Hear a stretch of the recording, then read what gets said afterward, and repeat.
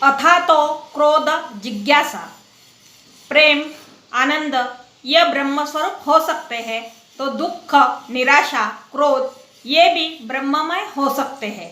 क्रोध ही जीवन का आधार बनकर रह सकता है। हमारे इर्द गिर्द कई लोग क्रोध को जीवन मानकर जीते हैं, उसे प्रतिष्ठा देकर उसका समर्थन करते हैं। मेरे चाचा जी का दार्शनिक कार्य इस कहानी में यह समझाने का प्रयास किया है। ये कहानी मैंने 11 साल पहले लिखी है।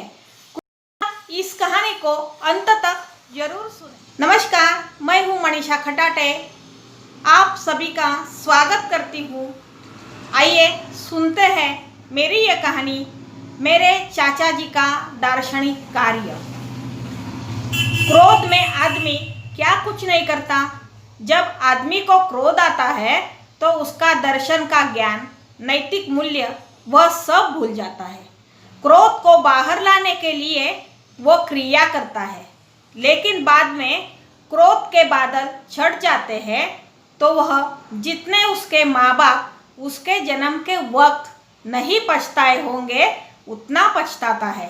तो दर्शन, नीति, इन सब का मूल्य क्रोध के समय काम नहीं आता। मेरे एक चाचा है, उनका सारा जीवन ही क्रोधमय है। मैंने आदमी के बारे में सुना है कि वह ब्रह्ममय होता है, आनंदमय होता है, लेकिन दर्शन के अंतर्गत यह क्रोधमय की अवस्था आनी चाहिए।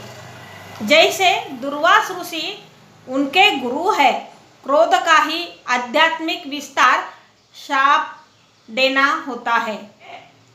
जिसकी अंतरात्मा में नकारात्मक गुस्सा भरा होता है, क्रोध का अंधकार गहरा होता है।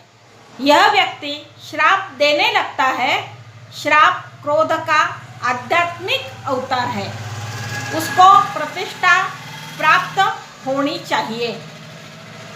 एक दिन मेरे चाचा के रेडियो ने काम करना बंद कर दिया, तो उन्होंने जितने प्यार से उसकी प्रतिष्ठापना की थी, उसी प्रकार से उन्होंने उसको आकर घर से बाहर रास्ते पर फेंक दिया और उसके ऊपर एक पत्थर उठाकर उसको मृत्यु लोक का रास्ता दिखा दिया।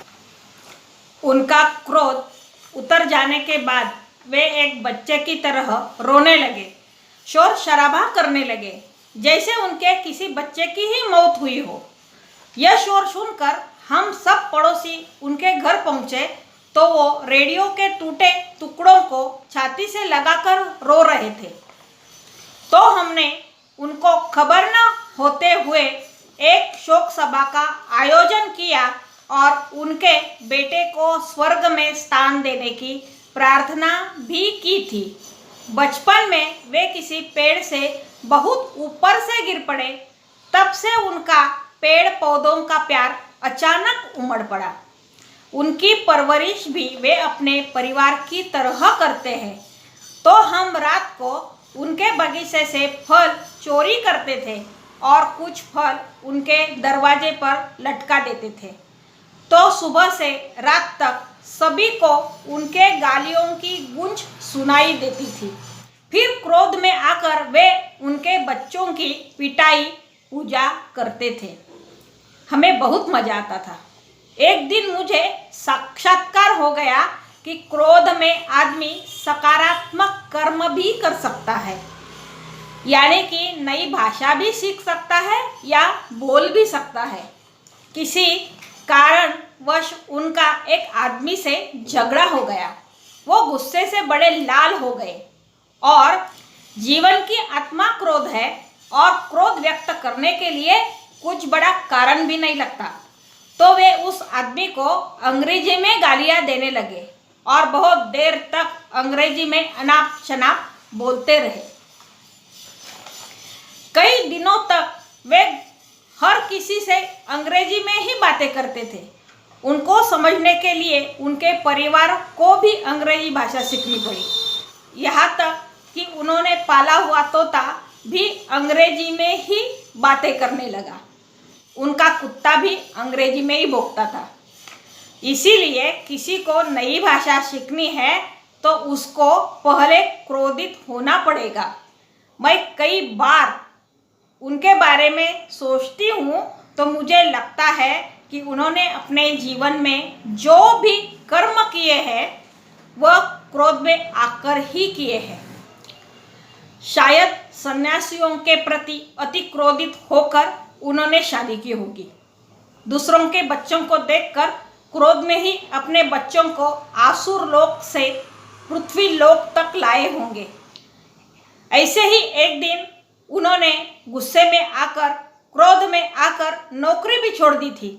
ऐसा नहीं कि उनका परिवार उनका कुछ सुनता होगा।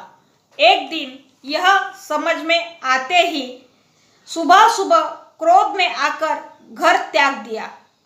किसी रिश्तेदार के यहाँ जाकर रहने लगे। आखिर कोई भी आदमी 2-4 दिन का ही मेहमान रहता है। उनके क्रोध का दर्शन उन रिश्तेदारों को भी होने लगा। उनके क्रोध की भक्ति को देखकर उनके रिश्तेदार भी उनके ऊपर क्रोधित होने लगे। फिर खतरनाक प्रेम से अत्यंत आनंदित होकर वह अपने परिवार में वापस लौटे, जैसे भूला हुआ शाम को वापस लौटता हो। 3 दिन तक उन्हें परिवार के क्रोध का सामना करना पड़ा, लेकिन घर छोड़ने का डर दिखाया तो परिवार ने अपने क्रोध को मौन किया। हमारे मोहल्ले में आज भी उनके कार्य की चर्चा होती रहती है। उनकी बीमारी तो एक ऐतिहासिक प्रसंग होता था। वे छोटी से छोटी बीमारी में भी मृत्यु देवता को बुलाने जाते थे, परंतु वह न मिलने पर वापस आना पड़ता था। फिर मृत्यु देवता को भी उनको क्रोध का सामना करना पड़ता था। इस बात पर मृत्यु देवता भी उनको डरता था। एक दिन उनको कुछ मामूली चक्कर आ गया तो उन्होंने ऐसी कल्पना की कि उनका अंतिम समय आ गया। यमराज भी उनको सामने दिख रहा था तो उन्होंने अपनी पत्नी, बच्चों तथा पड़ोसियों को बुलाया। देखो, कुछ क्षणों की ही बात है। मेरा मृत्यु तय है, मैं मर रहा हूँ। लेकिन इस क्षण में उनके मन में कोई क्रोध नहीं था। ऐसा देखकर यमराज भी हंसने लगे और उनको उनकी हालत पर छोड़कर चले गए। दुख की बात यह है कि इस घटना को अब 10-15 साल हो गए हैं। क्रोध को काबू में करने के लिए डॉक्टर ने उन्हें मिर्च खाने से मना कर दिया था, लेकिन उनका मिर्च खाने पे पुत्रवत प्रेम था तो उन्होंने एक चक्कर लगाया। वह हरी मिर्च भी खाते थे और उसके तकलीफ से बचने के लिए गोलियां भी खाते थे। वे इस बात से बहुत चिंतित रहते थे कि समाज में उनके क्रोध को मूल्य, धर्म, नीति इनमें शामिल नहीं किया। उनका जीवन क्रोध का अमूल्य भंडार था। उनके जीवन से नई नई क्रोध की परिभाषाएं उत्पन्न होती थी। उनको बहुत गुस्सा आता था। किसी ने भी उनको क्रोध के दर्शन को प्रतिष्ठा नहीं दी। अब उनके जीवन का एक ही कार्य है, क्रोध के लिए दार्शनिक भूमि तैयार करना, क्रोध को आध्यात्मिक स्थान देकर एक धर्मपीठ बनाना। क्रोध, गालियाँ, गुस्सा, इसको आध्यात्मिक स्थान देकर क्रोध को वैश्विक स्तर पर मूल्यवान बनाना, यही उनके जीवन का अंतिम उद्दिष्ट है। क्या आप तैयार हैं उनके उद्दिष्ट को पूरा करने के लिए? धन्यवाद।